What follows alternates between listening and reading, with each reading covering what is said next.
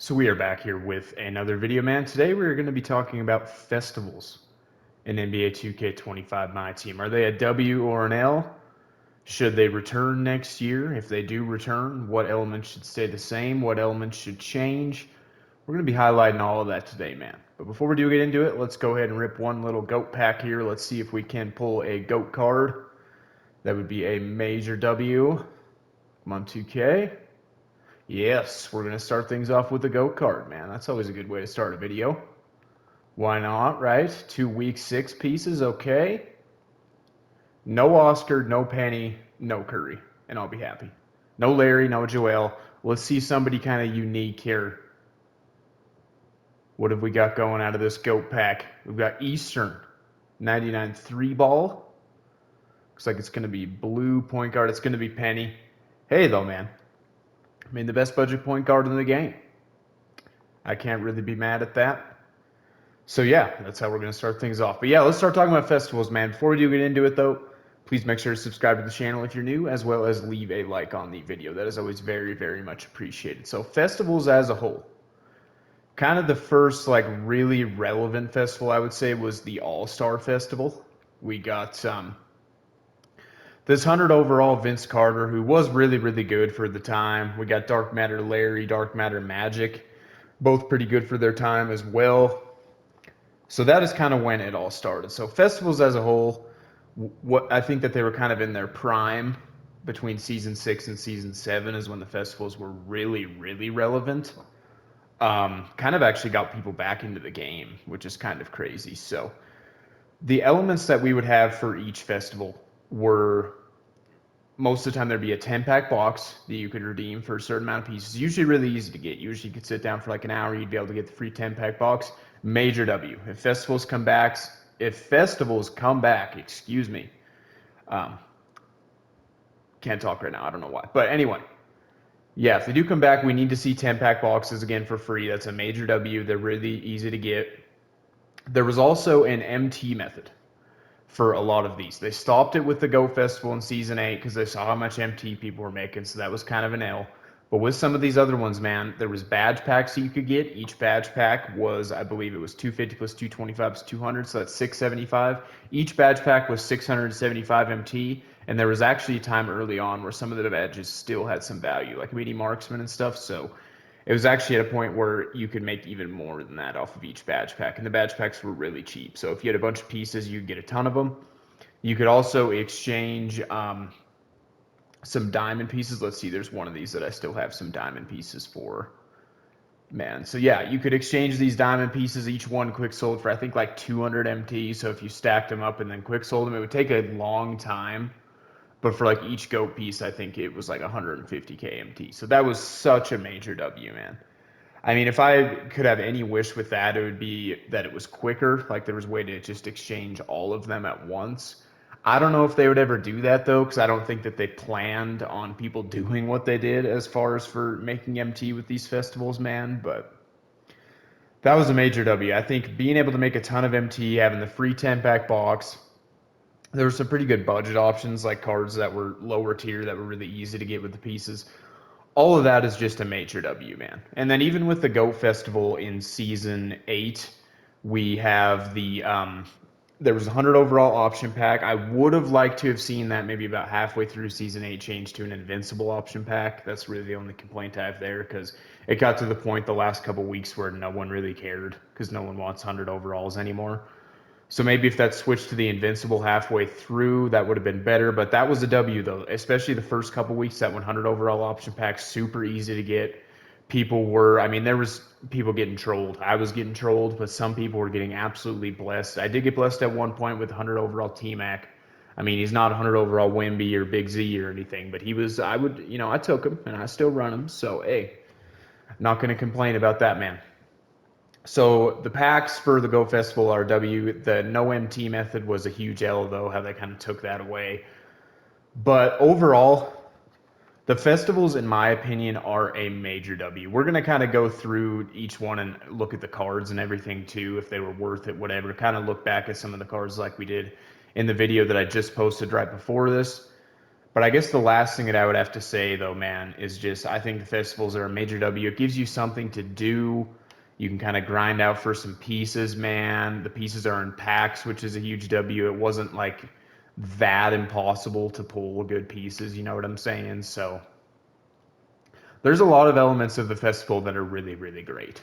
So I would like to see them return. I would like to see the higher tier cards be a little bit more attainable. It was kind of a little bit ridiculous how many pieces you needed for the highest tier cards, but yeah, I think that that is kind of just what we're looking at as a whole. Now let's kind of go through each festival. We already looked at the All-Star Festival. The Bracket Busters Festival is up next here. We had a 100 overall Blake Griffin, 100 overall Carmelo, and 100 overall Steph. Steph was the cheapest, I believe. And then Carmelo Anthony and Blake Griffin were both really, really expensive. But we're both absolutely, absolutely elite, as well as Dark Matter Zach Edey was also absolutely elite, just because he was an absolute giant, man. And then we move into season 6. We had the Signature Series Festival, which is the first festival that I participated in, at least at, like a heavy amount. And it was a little bit troll because I was thinking, I can grind out some breakout for a few days in a row, just play breakout all day. I'll get enough pieces to be able to get a dark matter, and that didn't happen. I totally just underestimated how many pieces I needed, everything. So that kind of inspired me to start making some of the videos that I did make during these festivals. Like how many gold pieces or how many wins does it take to get some of these top tier cards? And hopefully it seemed like some of those videos did help you guys out. So that is a major W, man. And they honestly helped me out too, because it kind of gave me an idea like how many games am I going to have to play for some of these cards. But anyway, yeah, I think as far as with these cards go, Andrew Nemhard was a budget beast. I don't think there's any doubt about that. I think Keith Van Horn was a beast too. So was Mark Williams. Galaxy Opals were a little bit mid. Dark Matters though, Marcus Saul was one of the best bigs in the game at the time. I believe he was the most expensive Dark Matter. Jason Kidd was kind of the first like elite defensive point guards, man. He was only 6'4", but really, really good point guard for the time. 100 overall Will Chamberlain is still runnable to this day. I still actually see people running this card, and he's still absolutely elite. And then we had Invincible Kevin Durant, who's still probably a top 20 card in the game. So that is one thing that I will say about these festivals. Sure, would you have to play the game an ungodly amount, like 12 hours a day for 2 weeks to get this card? Either that or spend some money on packs? Yes, that is the case. But if you did do one of those two things, you got a card that was runnable for the rest of the year during season 6. I mean, we're talking months and months ago. So that is one thing that I'll give 2K a little bit of credit for. Because, I mean, this card is still absolutely insane. So that is kind of what we had going with the Signature Series Festival. And then the Glitched Festival, man. We had Invincible Nikola Jokic, still probably arguably the second best point guard in the game behind his GOAT card. I mean, I just don't really think that there's anyone that's going to dispute that. Jimmy Butler's still really good at the point guard position. I mean, he's the same as his 100 overall, pretty much. And both those cards are still, they're not elite, but they're still very, very runnable. I mean, there's no doubt about that. 100 overall Dirk was very, very good for his time. Same with 100 overall Chet. Dark Matter Ben Wallace, too small for the power forward position at 6'9", because he plays even a little bit smaller than that. But for a park setting, this was one of the better cards in the game at the time, man. I mean, this card was so, so good and actually somewhat attainable. Like, it wasn't really, I spent all my pieces to get MT, but if I wanted to, I probably could have went out and gotten this Dark Matter Ben Wallace. And then this Dark Matter Kevin Love was a little bit underrated too. It was kind of a situation where when Peja and Ben Wallace are available, why would you get Kevin Love? But this card was actually pretty good as well, man. And then as far as Galaxy Opals, people, were saying like James Jones, Tari Eason, these cards are pretty good as well. So from what I've heard, they were really good. And then Donovan Clingan at 7'2" was a budget beast for just his ability to guard some of the giants in the game at the time. I mean, we had Galaxy Opal Wemby's running around, man. So yeah, this card was just insanely good with his height at the time, man. And some people actually, I think, still run this card too, which is kind of absurd. And then we look at some of the really low tier options. If you were like really, really balling on a budget, this Dizana Jop card was decent. So yeah, that's what we had going for the Glitch Festival, and then we move into season 7 with the Summer Festival. People were absolutely shafting on this festival at the time, but I kind of said it even at the time that this festival was so good, and I actually think that this was the best festival of NBA 2K25, my team, man, as far as just the cards that are available. Because we look at these diamonds, Jordan Crawford was pretty mid, but Matt Ryan and especially Rodney Carney, super good for a diamond card. This Damari Carroll card was really, really good. And then we move up to Opals, man. This Tyrus Thomas was actually, funnily enough, one of the best small forwards in the entire game. Not even just at the Galaxy Opal tier, at every tier. Super, super good card. And then at Dark Matter, man, Baron Davis was really, really mid, but both Michael Finley and Gerald Wallace were very runnable shooting guards at the time. And then DeAndre Ayton was also a really good, because this was at the point Dark Matters were pretty easy to get in this festival. I could have gotten a couple of them if I wanted to. And then Gilbert Arenas for 15 pieces. He was pretty bad, I will say that. He was good for a small point guard, but still a small point guard. And then Jermaine O'Neal, man. He was one of the best small forwards in the entire game at the time, probably a top 5 small forward for 3,100 overall pieces, a card that I could have gotten, but I decided to. So what happened was I was saving up for Hito Turkoglu. He was 50 pieces. I was just like, yeah, I love Hito cards. I love using Hito in my team, kind of always have. This card was absolutely elite at the time. Like I said, he was 5,100 overall pieces. I was like, okay, I'm going to save up for this card because this card's absolutely dope. I'm going to try and get this card. I actually ended up ending off this festival with like 41 100 overall pieces, so I was like 9 short. And I was like, should I get Jermaine O'Neal? Should I not? I kind of actually ended up just kind of rage quitting on this festival and sold all of my pieces for MT just to create some pack opening content for you guys, man. But I almost got Hiu, and I would have gotten him if I got up to the 50 pieces. So that was a little bit of an L, but hey, it is what it is. And then Invincibles, Ron Artest was really mid, but Invincible Pop Peta, honestly, he's still one of the best cards in the game. Like, truthfully, this card can absolutely cook on the court, man. And then go Kareem.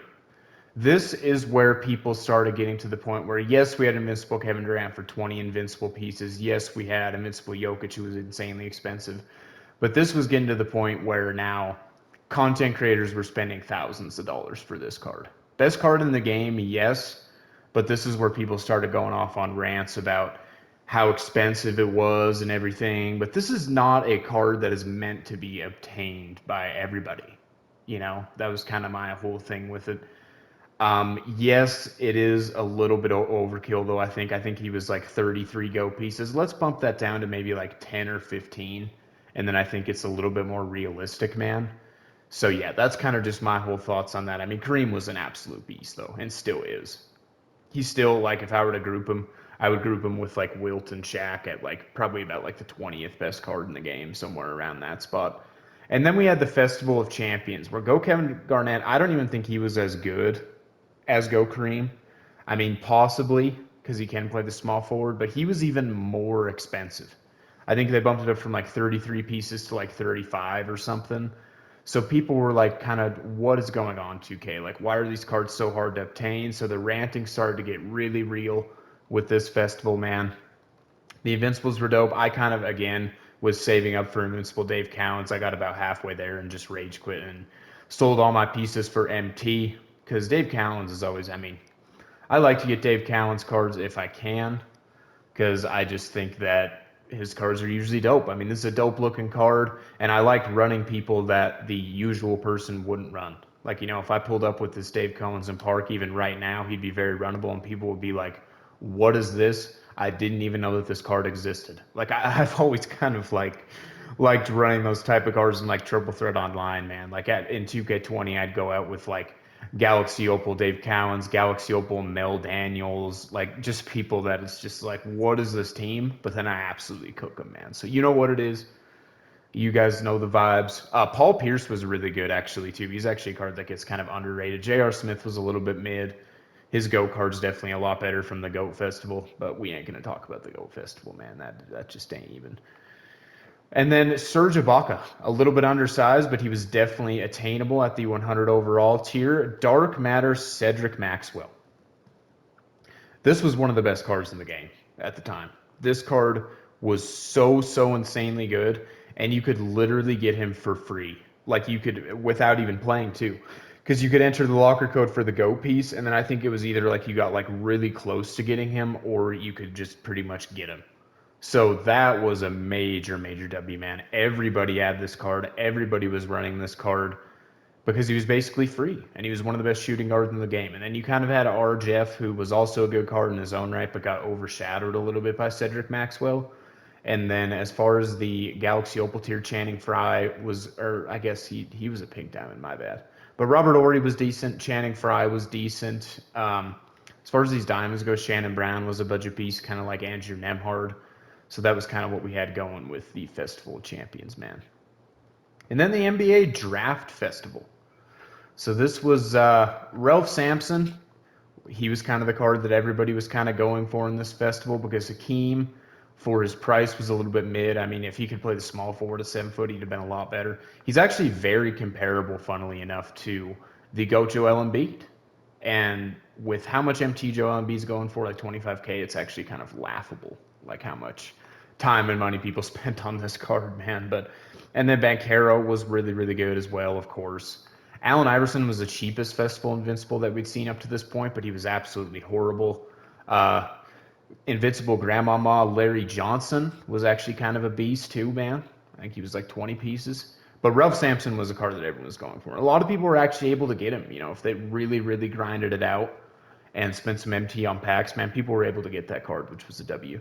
100 overall Cat and Glenn Robinson were a little bit disappointing from what I had seen. People that did get them were kind of a little bit let down. This 100 overall David Thompson, though, man. I actually did like a little gameplay with him on my channel and everything. This was a really good 3 hunting card. He got outdated quick because a lot of bigger point guards started to come out, but right when he came out, this was a good little 3 hunting card, man. I had some fun cooking with him. Bob Lanier you could probably still use to this day. Like, I'm not even joking. He's really underrated. Kenyon Martin was kind of the card that was a little bit hyped up, but honestly, I'm taking Bob Lanier over Kenyon Martin. The thing with Kenyon Martin is he can play small forward, but hey, man, I'm just going to do that's just kind of my deal. I'm taking Bob Lanier over Kenyon Martin. This Michael Thompson, I don't know what it is about this card. I think it's just a picture that they used for this card. This card looks really dope, man. You guys know I'm kind of a little bit of a card art stan, and I don't mind the way that card looks. It looks pretty dope. Then we move over into the pink diamonds. Joe Barry Carroll at 7 foot, man. He was all right. Diamonds. People kind of like that you could get this diamond Zion because I mean he's Zion. People like to use Zion, so that was a little treat there for some of the really casual players.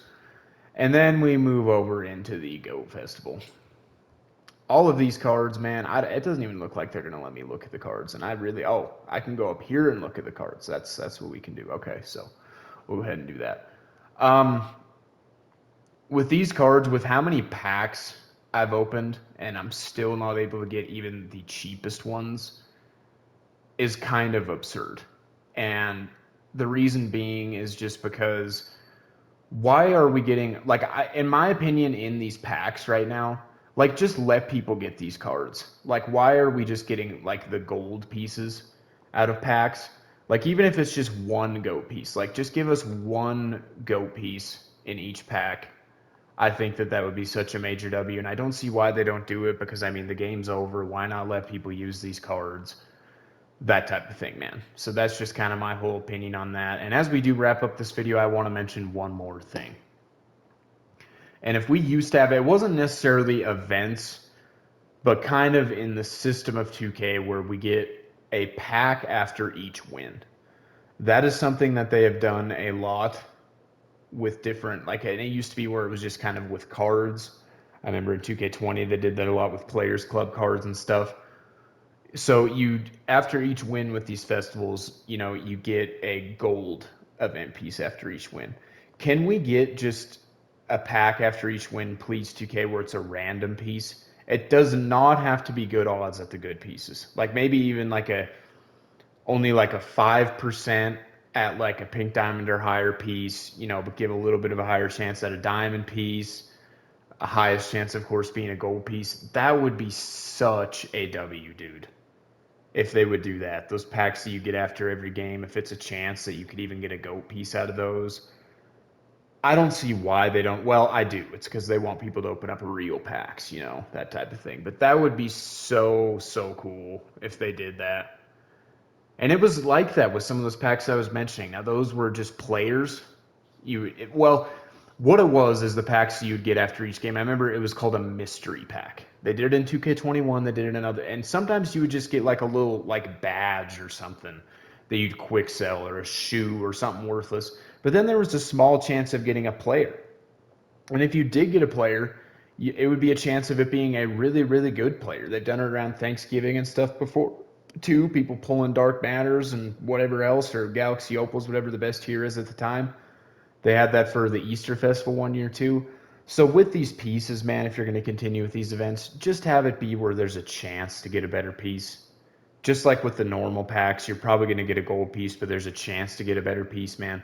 That would be that's my biggest wish with the festival, seriously, because then it rewards people for playing the game a lot more. So, hey, man, that's just kind of my thoughts. That's my thoughts on the festival as a whole, the whole festival system. I do hope it comes back. Could use a little bit of minor tweaking, but overall, for the most part, it is a major W. That is what I will say. So hopefully you guys enjoyed the video, man. I definitely enjoyed making the video. We'll have much more My Team content coming soon. Please make sure to subscribe so that you do not miss out. Also, please make sure to leave a like on the video before you head on out, man. That really, really helps me out and is super, super, super very much appreciated. But with all that being said, I will see you guys in the next video.